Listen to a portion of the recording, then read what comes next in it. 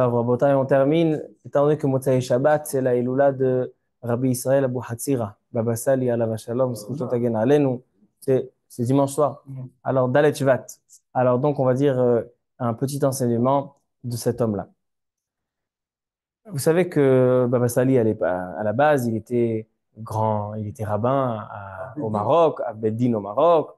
Il était Hashoub Beyoter, très très important. Il est dans la ville de Boudniv. Il faisait, on a raconté l'année dernière, avec le Chinour, avec les écoles, etc. Il était très strict.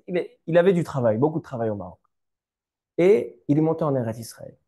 Il s'est installé dans des endroits paumés. Il a commencé par Ashkelon.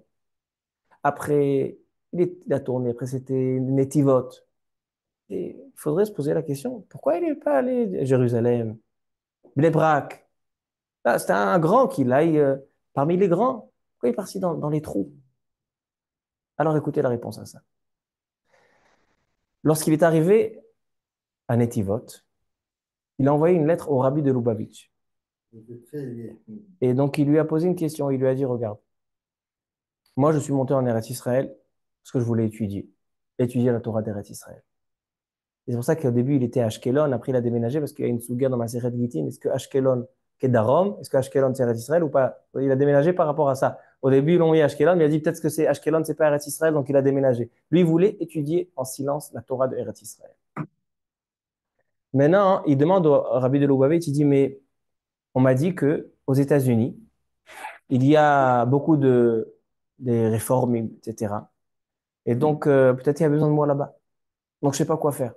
J'ai fait toute cette route du Maroc pour arriver en Eretz Israël, pour la Torah d'Eretz Israël, mais d'un autre côté, peut-être on a besoin de moi. Ça, c'est la question qu'il a demandé au rabbi de Lubavitch. Et le rabbi de Lubavitch lui répond, il lui dit, mais je comprends pas. Tu me dis que tu es en Eretz Israël et que tu étudies la Torah d'Eretz Israël comme si tu es un homme seul en Eretz Israël, personne ne te connaît, mais tu as des dizaines de milliers de personnes qui sont autour de toi, qui écoutent tes brachot et on entend tes filotes et que tu les guides, etc. Tu es considéré comme un roi. Et un roi n'a pas le droit de quitter son peuple, à plus forte raison lorsque c'est la guerre. Ben, Vassal, il n'était pas conscient de ça. Des dizaines de milliers de gens l'entouraient. Ils ne comprenaient pas. Qu'est-ce que tu veux aux États-Unis? Tu as des dizaines de gens que tu diriges. Ils ne comprenaient même pas qu'ils dirigeaient des gens. Ils ne comprenaient même pas qu'il y avait des dizaines de milliers. Et ça, c'est le rabbi de Lubavitch qui lui a ouvert les yeux. Il a dit, regarde, tu as un roi en Israël, tu as un pouvoir. Tu t'occupes de tous les Sfaradim, etc. Même dans les endroits paumés, tout le monde vient et fait la route pour toi. Tu restes en Israël. C'est-à-dire que maintenant, je peux comprendre pourquoi, quand il est monté en Eretz Israël, il n'est pas allé dans les endroits. Pour lui, quand il était en Eretz Israël, c'était un homme, il a démissionné de son poste au Maroc. Maintenant, c'est un homme seul à la retraite, il est venu étudier la Torah d'Eretz Israël. Il n'est même pas conscient que des dizaines de milliers de personnes étaient assoiffées de ses brachot, assoiffées de ses tfilot, assoiffées de sa kedusha. Et je termine par une dernière histoire qui illustre sa anava démesurée, anava extraordinaire. Il avait l'habitude d'étudier tous les jours 18 chapitres de Mishnayot pour terminer le chasse une fois par mois, chasse Mishnayot. 18 chapitres de Mishnayot par jour. Et un jour, un rabbin à Ashkelon, rabbin d'Ashkelon, il le voit, il étudiait avec les Mishnayot de Kehati. Vous voyez les Mishnayot Kehati? Avec le commentaire de Kehati, un Rav Pinchas Kehati qui a écrit un commentaire avec un hébreu simple pour les Mishnayot. Et il dit au Baba Sal, il dit quoi? Tu étudies les Mishnayot avec Kehati? Il dit oui. Et le Baba Sali, il n'a pas compris. Après, il a demandé à son shamash, il dit, dis-moi, Rav Kehati, c'est un religieux, c'est un réformiste? Il dit, non, pourquoi? Il dit, bah, je sais pas, il m'a dit, pourquoi j'étudie, donc je sais pas, peut-être qu'il faut que j'arrête. Il dit, non, ce qu'il voulait, c'est que c'était un peu honteux. C'est un peu honteux pour toi que tu as besoin d'un commentaire contemporain qui t'explique la Gemara. Il dit, ah, si c'est ça, c'est bon, alors donne-moi la Mishnah Kehati. C'est-à-dire que Baba Sali, il avait une anava extraordinaire. Il comprenait même pas sa ma'ala. Ça, c'est rare.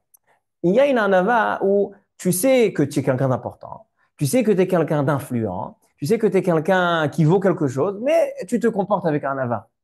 Ça, c'est un niveau d'un ava. Mais il y a un niveau d'un ava qui est bien plus élevé que ça. Que tu es même pas au courant de ce que tu vaux. Et que tu veux même pas croire que tu es. On voit ça dans l'histoire des Mishnayot et dans l'histoire de la lettre au Rabbi de Lubavitch. Il dit, moi, je suis venu ici en Israël pour étudier, mais peut-être j'ai du travail à faire là-bas. Tu n'es pas conscient qu'il y a des dizaines de milliers ici qui sont en train. Alors donc, hein, je sais pas. Alors donc, Rabota, Yehi Ratzon, Zesruto Tagen Alenu, et qu'on puisse apprendre de leur Gdoula dans leur Gdusha, leur grandeur dans leur Gdusha, dans leur Tfila, dans leur Torah et dans leur Anava, dans leur Midot, qu'ils avaient des Midot extraordinaires. Et Bezrat Hashem, qu'on ait le mérite de voir des Nissim et Niflaot, et les Niftar dans les parashiot, des Nissim et Niflaot, les parashiot des miracles. C'est la période de les Niftar. Alors quand je il nous fasse des Nissim, נראה ניסים ונפלאות גאולה וישועות ונחמות, אמן כן יהי רצון.